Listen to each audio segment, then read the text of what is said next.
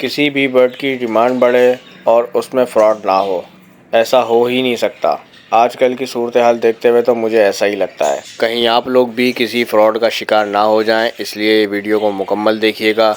बजरी के अंदर 2 से 3 अहम म्यूटेशंस के अंदर फ्रॉड माफिया सरगर्म हो चुका है। मैं आपको सही बता रहा हूँ। मैं अभी रिसेंटली 2 दिन पहले एक घर पे गया था परिंदे परचेज़ करने के लिए, लेकिन मैंने वहाँ जाके देखा कि वो बेचारे लोग फ्रॉड का शिकार हुए हुए हैं और बस किसी तरह अपने पैसे रिकवर करना चाह रहे हैं, इसलिए वो परिंदे बेचने पर आ गए।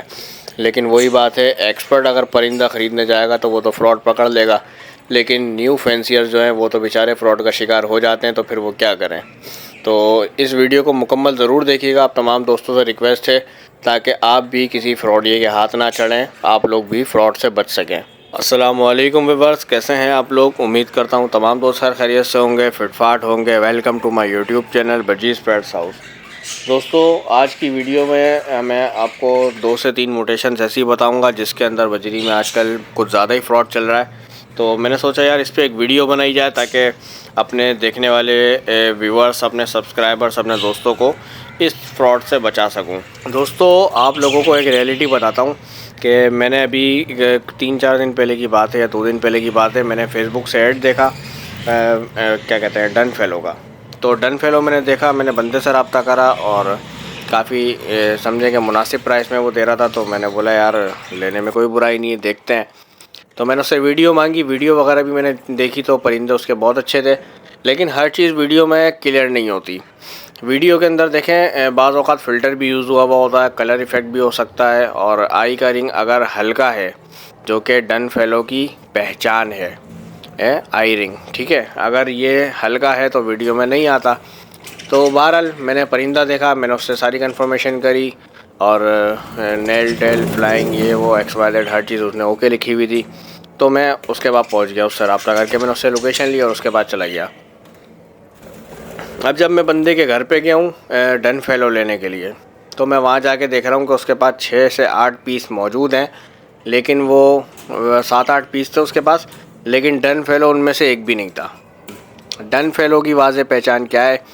उसकी आई कंप्लीट रेड होती है, कलेजी से कलर में होती है, लेकिन उसकी आँख में रिंग नहीं होता। ये है डन फेलो की पहचान।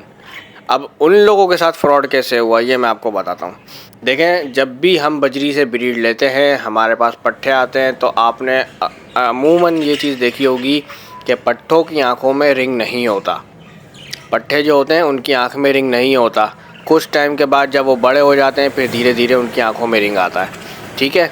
तो उनके साथ भी ऐसा ही हुआ कि उन्होंने OLX से परचेजिंग करी ऑनलाइन, और परिंदों की ना, परिंदे देखे, किसी का ऐड देखा, फिर उससे रब्ता करा, वही हस्बे मामूल उसने अपनी लोकेशन भेजी। अच्छा, बंदे ने जो इनको लोकेशन भेजी थी वो उसने अपने घर की लोकेशन नहीं भेजी थी, उसने अपने एरिया की एक मखसूस कोई मिठाई वाला था वहाँ की इनको लोकेशन भेजी। तो वहाँ पर ये पहुँचे, उन्होंने कहा कि आप वेट करें, मैं परिंदे लेकर आ रहा हूँ। और वो छोटी सी पटकी होती है ना जिसके अंदर अक्सर इतवार बाज़ार में लोग परिंदे लेकर आए हुए होते हैं, इस तरह के केज में वो परिंदे लेकर आया। अब दिखाया कि भाई ये परिंदे हैं, और छाप वगैरह तो उनकी अच्छी थी, लेकिन ये कि पट्ठे थे वो। अब इन्होंने क्या करा, मुनासिब सी डील बना ली, मुनासिब पैसों में उनसे डील बना के वो परिंदे ख़रीद लिए और ख़रीद के लेकर आ गए। अब इन्होंने अपने पास 3 से 4 महीने उसको लगाया, और पट्ठे ख़रीदे थे तो जाहिर सी बात है 3-4 महीने अपने पास लगाया, उनके जवान होने का इंतज़ार करा। जब वो जैसे जैसे बड़े होते गए तो देखा यार उनकी आंखों में रिंग आते जा रहे हैं, और जब कंप्लीट रिंग आ गया तो फिर ये समझ गया कि हमारे साथ हो गया धोखा, क्योंकि डन फेलो की पहचान ही यही है कि उसकी आँख में रिंग नहीं होता। अब इन्होंने ये चीज़ देख ली तो उसके बाद समझें कि डिसहार्ट होके इन्होंने बेचने का फ़ैसला करा। लेकिन जब बेचने का फ़ैसला करा तो इस जगह पे इन्होंने भी गलती करी। इन्होंने ये गलती करी कि इन्होंने भी डन फेलो का ही ऐड लगाया फेसबुक पे, और इनका पहला कस्टमर इत्तेफाक से मैं था। मैंने देखा यार कुछ घंटे पहले का ऐड है, तो मैंने इनसे रब्ता करा। रब्ता करने के बाद मैं इनकी लोकेशन पे पहुंचा। लोकेशन पे पहुंच के मैंने देखा यार ये तो डन फेलो नहीं है, ये तो नॉर्मल फेलो है।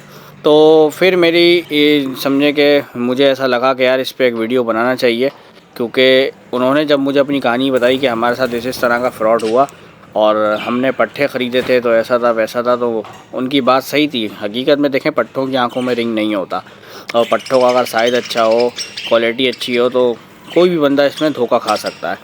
तो डन फेलो एक मखसूस एज में ख़रीदा जाए तो वो बेहतर है कि उसकी आँख में रिंग विंग का प्रोसेस कंप्लीट हो चुका हो।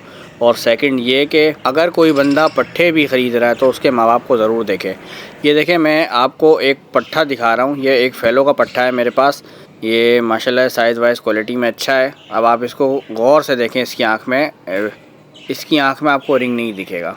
ये वाइट जो रोशनी पड़ रही है, मैंने मोबाइल का फ़्लैश ऑन करा हुआ है, ये उसकी रोशनी है, लेकिन इसकी आँख में कोई रिंग नहीं है। अब इसको मैं डन फेलो कह सकता हूँ? नहीं। अगर मैं फ़्रॉड करना चाहूँ किसी के साथ, न्यू फैंसियर्स के साथ, जिसको मतलब एक नॉर्मल सी मखसूस सी पहचान हो, तो उसके साथ मैं भी फ़्रॉड कर सकता हूँ। लेकिन ये डन फेलो नहीं है, ये फेलो का पट्ठा है। जैसे जैसे इसकी एज गुजरेगी इसकी आँख पे रिंग आ जाएगा और ये क्या कहते हैं, अडल्ट की और जवान की पहचान भी होती है रिंग आना। क्योंकि बहुत सारे पट्ठे ऐसे होते हैं, तकरीबन 90% ही पट्ठे ऐसे होते हैं पट्टों की आँख में रिंग नहीं होता, और अडल्ट होने के बाद उनकी आँख में रिंग आना शुरू होता है। जैसे जैसे उनकी एज बढ़ती रहती है तो रिंग काफ़ी वाज़े होने लगता है, बिल्कुल साफ़ होने लगता है। तो देखें, डन फेलो की ख़रीदारी के वक्त आप लोगों ने ये एहतियातें ज़रूर करनी है कि आपने पहले तो कोशिश करनी है कि आप अडल्ट पीस ख़रीदें, ना ज़्यादा छोटा पट्ठा हो ना ब्रीडर हो, ठीक है। अगर आपको अडल्ट मिल जाता है तो बहुत अच्छी बात है। अगर आपको पट्ठे ही ख़रीदना पड़ते हैं तो आप उनके पेरेंट्स वगैरह ज़रूर देखें, उनकी कुछ पुरानी वीडियोस देखें, उसके बाद जाके आप तसल्ली करके वो परिंदे ख़रीदें ताकि आप भी फ्रॉड से बच सकें। क्योंकि डन फेलो एक महंगी म्यूटेशन है। महंगी म्यूटेशंस के अंदर अगर आपके साथ फ्रॉड होता है तो आपको रिकवर होने में बहुत टाइम लग जाएगा। सेकंड में बात करता चलूँ, देखें होगरोमो की। होगरोमो का अभी मैं तकरीबन 2 हफ्ते से देख रहा हूँ मार्केट के अंदर रेट इसके माशाल्लाह से बहुत अच्छे चल रहे हैं। लेकिन मैं आपको एक चीज़ बताता चलूँ, जो रेट मार्केट के अंदर, ओपन मार्केट के अंदर कुछ लोग इसके मांग रहे हैं, वो रेट इसके हरगिज़ नहीं है, वो बिल्कुल भी नहीं है। जो कोई भी होगरोमो इतनी महंगे पैसों में ले रहा है, जैसे कि 8,000 या 10,000 या XYZ 11-12 हज़ार, वो आगे जाके पछताएगा, क्योंकि उनकी ये चीज़ इतने पैसों में नहीं बिकेगी। मैं आपको क्लियर बताता चलूँ कि मार्केट के अंदर जाल वालों का एक बहुत अहम किरदार होता है जाल रेट का, ठीक है। कुछ लोग कहते तो ज़रूर हैं कि यार जाल रेट से और जाल वालों से हमें फ़र्क नहीं पड़ता, लेकिन मार्केट चलती ही जाल रेट के हिसाब से। आपने कभी सुना है कि जाल वाला कोई चीज़ ख़रीद रहा है 800 रुपये की और ओपन मार्केट में कोई बंदा बेच रहा है 600 रुपये की, जबकि बजरी के पिछले रेट कितने थे? 500-600 रुपये, लेकिन आज हज़ार रुपये के बिक रहे हैं, 1200 रुपये के बिक रहे हैं। क्यों? क्योंकि जाल का रेट बढ़ गया, तो जाल के रेट से कुछ ऊपर ही रेट होते हैं ओपन मार्केट के अंदर। तो जाल का रेट अगर मैं बताऊं आपको होगरोमो का, तो 3500 से 4,000 रुपये चल रहा है, ठीक है। 3,000, 3500, 4,000 इस तरह का चल रहा है। बहुत अच्छी क्वालिटी है तो 4,000 से कुछ ऊपर पैसे होना चाहिए। कुछ से मुराद मैं ये नहीं कहूँगा कि 4,200 रुपये दे दें आप, इस तरह नहीं। कुछ ऊपर से मुराद 5,000, 5,500, बस इनफ, इससे ज़्यादा इसका रेट नहीं होना चाहिए। कुछ लोग तो यार मार्केट के अंदर इस तरह से मुंह फाड़ के पैसे मांग रहे हैं कि 10,000, 12,000, 10,000, 12,000, जैसे पता नहीं कितने रेट बढ़ गए उसके, या जाल वालों से उनको कोई फ़र्क ही नहीं पड़ता हो। तो भाई, जाल वालों से अगर आपको फ़र्क नहीं पड़ता, तो जब होगरोमो 1500, 2,000 का बिक रहा था, 2500 का बिक रहा था, आज भी 2500 का बेचो। जब जाल के रेट बढ़ें तभी तो आप लोगों ने अपने रेट बढ़ाएं। तो इन चीज़ों का देखें, ख्याल करें, महंगे परिंदे नहीं ख़रीदें। परिंदे सिर्फ़ और सिर्फ आपने इतने पैसों में ख़रीदना है जो कि आपको बाद में नुकसान ना हो। ऐसा ना हो कि बाद में जब आप बेचने के लिए जाएं तो आपका परिंदा कचरे के भाव बिक रहा हो, आपने ख़रीदा सोने के भाव में हो। समझ रहे हैं आप? देखें, हर परिंदे की एक एक्चुअल कीमत होती है, आपको उस कीमत का अंदाज़ा मार्केट जाके ही हो जाता है।